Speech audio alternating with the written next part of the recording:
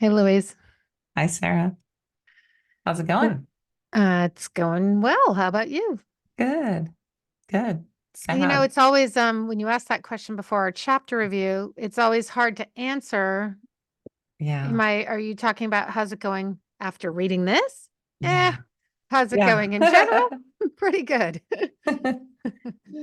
Yeah, So, these, and here, yeah, yeah. this being Relinquished, The Politics of Adoption and the Privilege of American Motherhood by Gretchen Sisson. I can't wait to meet her so she can tell us really what the pronunciation of her name is, because we've heard a couple of different Yeah, ways. we can't wait. Or she could write in, Yeah. Gretchen. Gretchen, if you're listening, please let us know.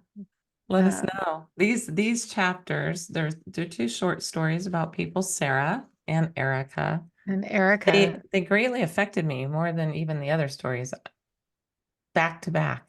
Just right. It was, well, Sarah, who's Chinese American, yeah, was just recently divorced, already had two kids. She and her boyfriend had decided to end their relationship since it was long distance. So the pregnancy just wasn't, I mean, she just couldn't, in her mind, yeah. she didn't want to do that to her already existing children. And so she thought the best thing would be adoption. And she's Christian, did not want to have an Christian did not want to abortion. have an abortion. Yeah. Pro choice, but just not Pro-choice. like for herself, it wasn't, she didn't feel it was the right thing. So Yeah, yeah. that was hard because she carries this little boy. She does not have a Hmm. boy, as you said, and s- has to answer the questions to the little girls like, well, we're giving this baby to another family, and the other family and her boyfriend, they all met. Right. And And she chose a family yeah, that also had the father was yeah. Chinese. So she They felt all like that would be a good yeah. fit. And they all kind of liked each other, and they said, well, we want you to be involved. She hadn't thought about open adoption. So then they said that. So she said, oh, I'd like to be involved. And it's never what you think, right? Right. And then as soon as she has him, Yeah. um, here she says, one thing I will say that even with all my preparations, even with all my compartmentalization, everything else, it was the hardest thing I'd ever done.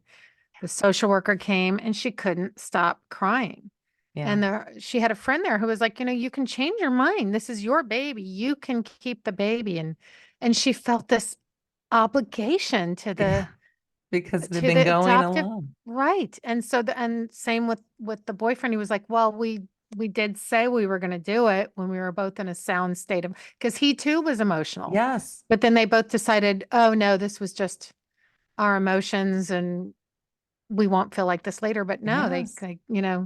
and yeah, then it was really Ugh. sad because the daughters were just, Yes. They, I guess the family ended up moving further away. Is that what yeah, at the happened? beginning, they were getting together often, even though it was hard on her. But the little girls loved seeing their brother. He just held on to them like he knew. Yes, Even, was and always holding hands yes. And then they ah, moved further away. And then and the she has a, contact dwindled. yeah, the contact dwindled, which is really up Mhm. to the adopted parents, which we're finding out in open adoption. Right. It seems like every first mother talks about not wanting to impose or, it's this, gosh, just again, that power dynamic. Yeah, it's a strange thing. And then she does a whole flip on how she's feeling Hmm. because now time has gone by. And she's like, I do feel like things should be different about adoption. I think there needs to be, this is big, there needs to be more conversations between birth mothers and prospective mothers. I think that should be a requirement, and there needs to be more support services. There are just a few organizations, really. And something she also said was And they should have counseling counseling should there. be a requirement. Absolutely. We've Yeah. always said this, and that is not what's happening. And she even says it should be a requirement. It should start prior to the birth and extend for at least a year after the birth for everybody involved, you know? Hmm. And Yeah. also so that the adopted parents can learn about their adoptee, what they'll be going through. I mean, Right. she's still pro-choice and does think differently about adoption now. So it's, Yes.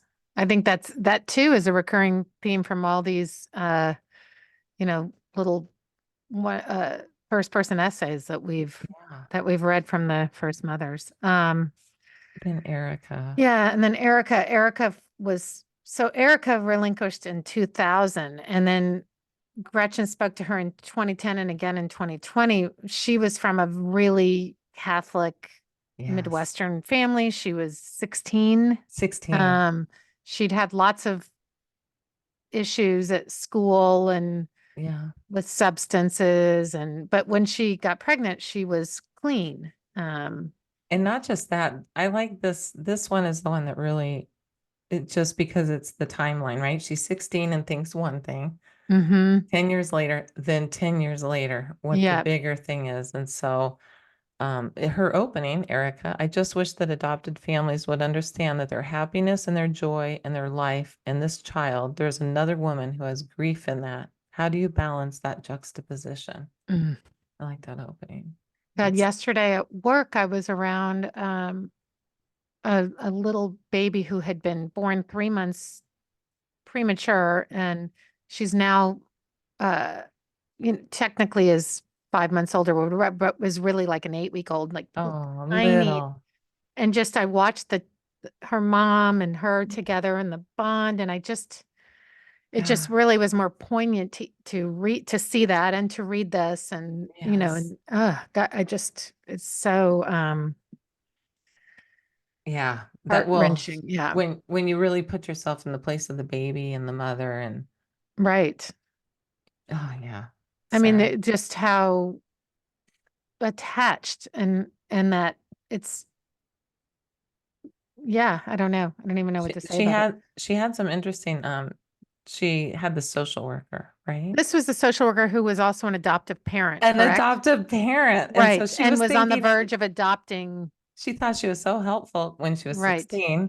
Right. And she did say, I decided early on in my pregnancy that I would detach myself from the pregnancy. And the social worker told me, well, no, Erica, you can actually love that little baby growing inside of you. I really took that to heart.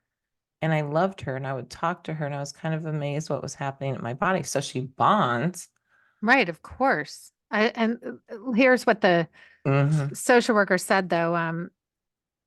That, she met the social worker, adoptive parent. She always told me that it was a win-win. She told me, and I remember this very distinctly, I never met a girl who has regretted her adoption decision. Really? Is that so? Or she never talked That to her doesn't again is hold up probably the statistically, I lady think social worker. I think lady social worker, the reality is she never checked back in after that Right. closing period. Right, exactly. Once those papers were signed, she's gone.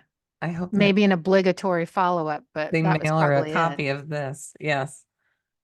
Yeah. Um, right. And So and she just was it gave, she had one extra day in the hospital with her daughter yes. because of weather, and she had really prayed for that. She was very Catholic. And Yeah. she had prayed for More time. something for more time, and she got her wish Like a because weather quiet happened. thing. Nobody Yeah, to and they check on had them. a whole day, and then she had to give her up, which was devastating. Ay, And then she's like, well, supposedly life went back to normal. yeah, supposedly. She went to college, she started working with children, Yep. she got her life together.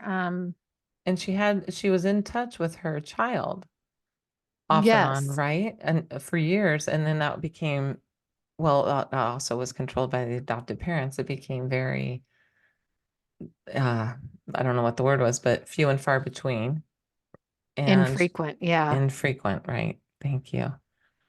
And here, Mm, I mean, just in that. So this is all in 2010. She's saying yeah, it's looking back, it's so clear that the social worker had an agenda and was so out of touch with how birth mothers feel. I don't think she should have called me a birth mother before that's Ava right. was born. I wasn't a birth mother while I was still pregnant. I was an expectant mother.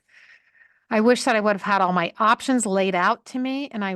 I wish I would have known some of what would happen, the grief, the loss, the PTSD, the symptoms that I have, the nightmares. 10 years later, I'm still experiencing all of that.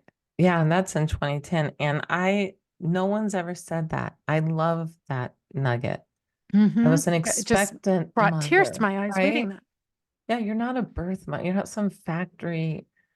Right.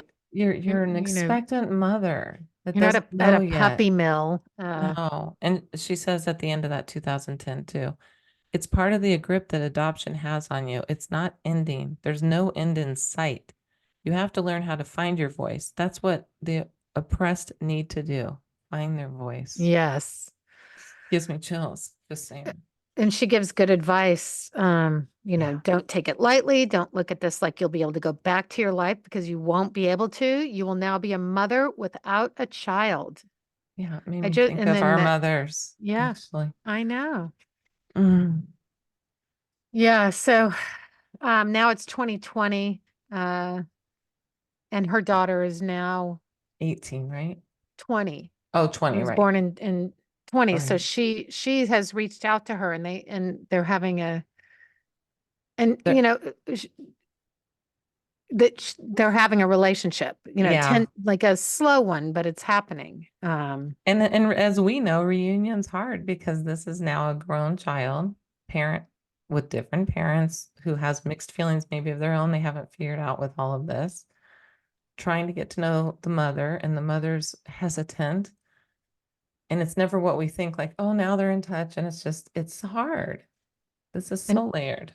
well, here she says, and this is harsh, but I Mm. mean, I never once had a choice. My counselor was an adoptive mother, someone employed and paid to convince girls to give up their babies. The adoptive parents, they came out, took me out to dinner, and bought me ice cream. The openness was bullshit. It is a corrupt industry that preys on people who are highly emotional because of hormones, highly vulnerable, scared shitless, and then you say, "Come here, we'll save you, we'll take care of it." Meet these wonderful people who are infertile, and you're going to just make their life better. Hmm. The only time anyone was really looking out for me was when they put me on suicide watch in the hospital because I was crying so much. Yeah. What if someone actually said, "Hey, you don't have to do this"? Never once was I even given the option. Then they gave So me antidepressants immediately the same night after I gave birth. I'm glad you read that. I read several letters from my first mother, Linda, and they gave her tons of just hopped her up on antidepressants and sent her off and kept giving her antidepressants. And I mean, she actually was like, thank God for these drugs they're giving me. I mean, this is really the Well, and this sad. is still, you know what, you were in the 60s. This Yes, was in the early goodness. 2000s. Like, That's why it's like, has anything really changed? no, no, it doesn't seem like it. I wanted to touch on that her parents who were, Yes, I'm glad. her father can't talk about it. I think he probably Right. feels so much regret and pain about it and shame Yeah. for what he did that he just can't deal. And Because her they mother were like, we're there for you, but we're only there for you for adoption, really. only for adoption, right? Right. Not if you keep the baby, You're then you out at can't. 18 and Yeah. yeah.